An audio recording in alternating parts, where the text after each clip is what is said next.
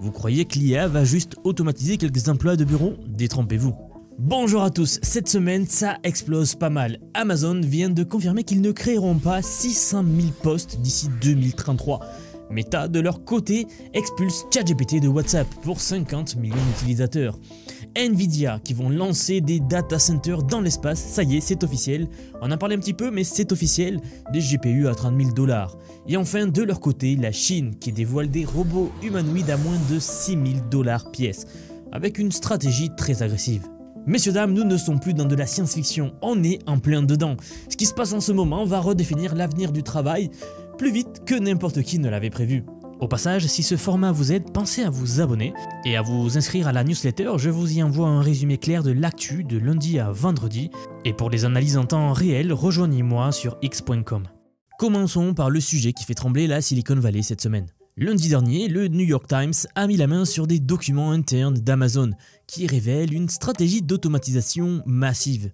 L'objectif affiché par leur équipe robotique, c'est d'automatiser 75% de leur opération d'ici 2033. Concrètement, cela signifie que plus de 600 000 emplois qui auraient normalement été créés ne le seront tout simplement jamais. Ce n'est pas une vague de licenciements comme on en voit habituellement, c'est quelque chose de plus sophistiqué. Ces postes disparaissent avant même d'exister. Avant-hier, mardi, Amazon a annoncé 14 000 suppressions de postes dans leurs équipes corporate, c'est-à-dire 4% de leurs employés de bureau. La raison officielle qui nous a été annoncée, c'est pour réduire la bureaucratie. Et je cite, fonctionner comme la plus grande start-up du monde. Donc fonctionnement start-up, vous savez. Mais bon, quand on lit entre les lignes, c'est l'IA générative qui fait le travail. Leur vice-président des ressources humaines l'a clairement dit, je vais citer, il dit « Cette génération d'IA est la technologie la plus transformatrice depuis Internet ». Fin de citation. Traduction, il nous dit « Bienvenue dans l'ère où les algorithmes remplacent les middle managers ». Bien, mais maintenant voici où ça s'intensifie. Dans leur entrepôt ultra automatisé de Shreveport, en Louisiane, Amazon a déployé environ 1000 robots cette année. Les premiers résultats commencent à tomber et ils ont réduit leurs besoins en personnel de 25%. Et l'année prochaine, ils prévoient de réduire ce chiffre de moitié encore une fois. Ça, ce n'est que le début, car d'ici fin 2027, ils comptent aller plus loin. Ils comptent répliquer ce modèle dans une quarantaine de sites. Le calcul qu'ils nous annoncent est implacable. Ils arrivent à économiser sur chaque colis livré et au total, ça leur ferait 12,6 milliards de dollars de gains de productivité entre 2025 et 2027. Donc oui, Amazon nous dit que les robots sont là pour amplifier les capacités humaines et non pas pour remplacer les gens. Et même leur technologue en chef, Ty Brady, martèle que personne n'a créé plus d'emplois aux États-Unis qu'Amazon ces 10 dernières années. Ils vont même recruter 250 000 personnes supplémentaires pour les fêtes de fin d'année. Mais si l'on suit la logique, ces nouveaux emplois sont temporaires, pendant que l'automatisation progresse de façon permanente. Donc oui, c'est la même entreprise qui économise des milliards en automatisant qui nous promet que tout ira bien. Un prix Nobel d'économie du MIT, Daron Acemoglu, a déclaré qu'Amazon pourrait passer de créateur net d'emplois à destructeur net d'emplois. Mais attendez, parce que l'histoire ne fait que commencer. Parlons maintenant d'une nouvelle qui aurait semblé complètement folle, vraiment, il y a 5 ans.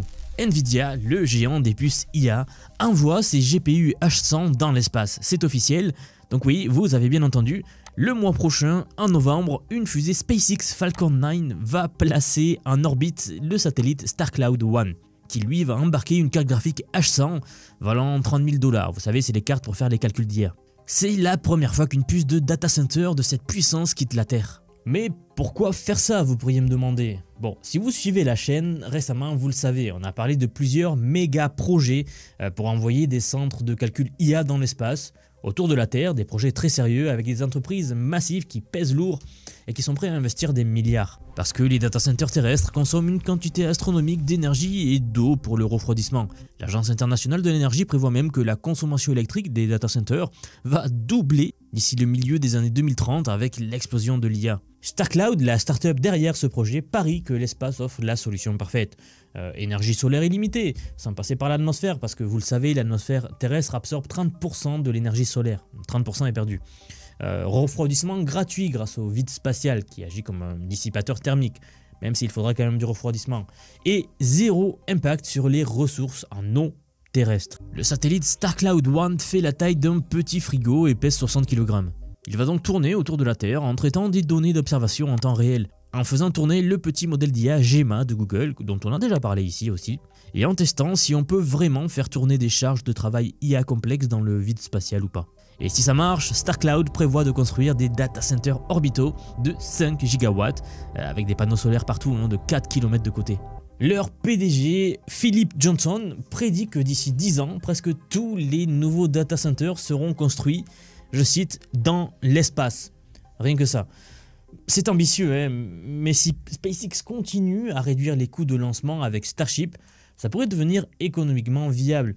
Une petite tangente que j'aimerais prendre. Là, vous voyez le potentiel massif de SpaceX. C'est la seule entreprise au monde capable d'amener des charges en orbite pour des coûts ridicules, du moins dans ce domaine-là, car vous savez que ça reste quand même très cher. Les estimations parlent de coûts énergétiques divisés par 10 par rapport aux installations terrestres, même en incluant les lancements. Et l'empreinte carbone, 10 fois moins de CO2 sur la durée de vie du data center comparé à une installation terrestre. Donc Nvidia investit massivement dans ce projet, et leur prochaine génération de puces, Blackwell, pourrait offrir 10 fois plus de performance. Donc si vous pensiez que l'IA allait juste rester sur Terre, détrompez-vous. L'espace est en train de devenir le nouveau terrain de jeu de l'intelligence artificielle. Mais maintenant, revenons sur Terre pour des choses beaucoup plus terre à terre, j'ai envie de dire, pour une guerre qui se joue dans nos messageries, donc c'est du concret. Meta, de leur côté, viennent de décider qu'à partir du 15 janvier 2025, tous les chatbots IA généralistes, comme ChatGPT, Perplexity, Claude, Lucia, tous, seront bannis de WhatsApp. Il y avait à ce jour 50 millions de personnes qui discutaient avec ChatGPT sur WhatsApp. Eh bien, ils vont devoir trouver une alternative. OpenAI a annoncé la nouvelle avec un ton légèrement sarcastique sur les réseaux sociaux, suggérant aux utilisateurs d'utiliser leur propre application. Mais pourquoi Meta fait-il ça ?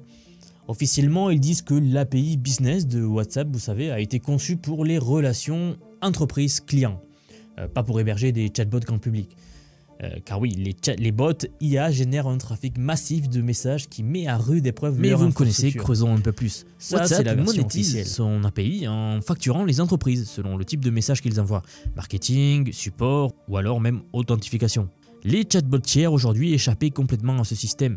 Donc Meta ne gagnait rien sur les millions de messages générés par ChatGPT et Perplexity. Et puis derrière, il y a la vraie raison stratégique. Meta AI, qui est leur propre assistant lancé l'année dernière, leur propre IA. Et maintenant, il est intégré à WhatsApp, Messenger et Instagram, les trois en même temps. Vous l'avez déjà peut-être vu. Eh bien, Mark Zuckerberg a déclaré lors d'une conférence sur les résultats financiers que la messagerie business représente une énorme opportunité de revenus pour eux. Meta revendique déjà 1 milliard d'utilisateurs mensuels pour ses outils d'IA et donc en éliminant la concurrence, selon eux, ils gardent le monopole sur l'écosystème de plus de 3 milliards d'utilisateurs WhatsApp. Oui, c'est colossal, 3 milliards de personnes qui utilisent WhatsApp tous les jours. Une chose très intéressante que l'on voit ici, c'est que cette stratégie n'est pas isolée. Google intègre Gemini dans ses produits aussi, ça vous le savez. Apple travaille avec OpenAI en ce moment même pour intégrer ChatGPT dans Siri. Et Amazon essaye de pousser Alexa, même s'ils ont du mal. Mais Meta va plus loin. Vous ne pouvez même pas désactiver Meta AI dans WhatsApp. C'est un écosystème verrouillé de bout en bout. Je crois que c'est pareil sur Instagram, vous ne pouvez pas le désactiver non plus. OpenAI et Perplexity avaient trouvé dans WhatsApp un tremplin idéal pour toucher le grand public, sans application supplémentaire. Eh bien, ce canal est à présent fermé. C'est un sacré coup dur pour tout le monde. Maintenant, laissez-moi vous parler de quelque chose qui va changer la donne dans la robotique. La Chine vient de lancer 2 robots humanoïdes qui cassent tous les codes du marché actuel. Le premier, c'est Unitree H2. Vous le connaissez sans doute, ce robot qui mesure 1,80 m pour 70 kg, qui possède 35 degrés de liberté, donc c'est les mouvements qu'il peut faire, ainsi qu'un visage bionique qui ferait passer les robots de Boston Dynamics pour des jouets d'époque. Dans leur vidéo de lancement, on le voit danser, faire du kung-fu et défiler comme un mannequin. C'est troublant de fluidité, mais voici le chiffre qui va vous faire tomber de votre chaise. 29 900 $ pour le modèle de base. Alors oui, vous avez bien lu, le H1, leur modèle précédent, coûtait 90 000 $, on l'avait couvert ici. En un an, ils ont divisé le prix par 3 pour un robot des plus avancés. nous a révélé qu'il fabrique tout en interne, donc les moteurs, les capteurs, tous les composants en fait. Ils suivent l'approche de Tesla ici, en évitant les lidars coûteux et en misant tout sur les caméras et la vision par ordinateur. C'est assez intéressant de voir cette approche car en fait, ils prennent la route de Elon Musk. Le nouveau H2 est équipé donc d'un processeur Intel Core i5 ou i7 en fonction des cas et embarque 3 modules de calcul IA Nvidia, donc que vous connaissez, mais ce sont ces puces grand public pour faire des calculs d'IA. Mais attendez, parce qu'il y a mieux.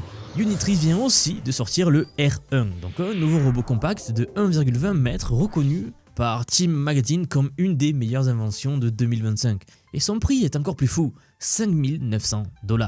Moins cher que certaines voitures d'occasion pour un robot humanoïde fonctionnel destiné aux développeurs et aux chercheurs. Dans cette même interview, Unitree parie que le robot R1 sera le robot humanoïde le plus vendu de 2026. Et franchement, à ce prix, c'est probable, très probable. Ce qui se passe en Chine en ce moment est une course effrénée. Des startups comme par exemple Booster Robotics qui annoncent des robots humanoïdes à moins de 5 000 $. Et le gouvernement chinois, surtout c'est ça le poids lourd, qui s'est fixé comme objectif de produire en masse des robots humanoïdes d'ici 2025 et de dominer le marché mondial d'ici 2027. Malheureusement, pendant que l'Occident débat encore des réglementations et de l'éthique, eh bien, la Chine inonde le marché de robots abordables. C'est exactement ce qu'il s'est passé avec les drones et les panneaux solaires, et dans une moindre mesure avec les voitures. La question n'est plus de savoir si les robots humanoïdes vont arriver dans nos vies, mais plutôt à quelle vitesse ils vont devenir utiles. Car vous le savez, actuellement ils ne sont pas 100% fonctionnels pour tout faire chez vous.